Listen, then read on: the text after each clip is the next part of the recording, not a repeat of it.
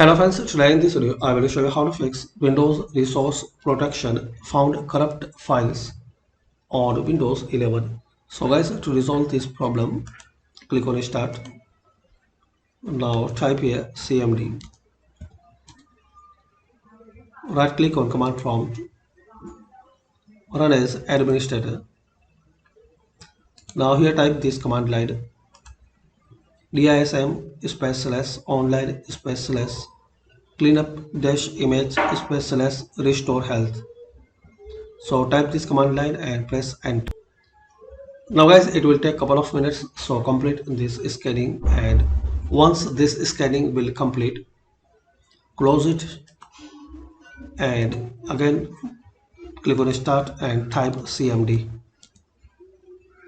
Now right click on command prompt and run as administrator. Now this time you have to type this command line sfc / scan now, then press enter.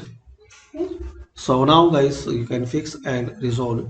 Once this scanning will complete, you have to restart, and hopefully guys, after a restart you can fix and resolve Windows Resource Protection found corrupt files.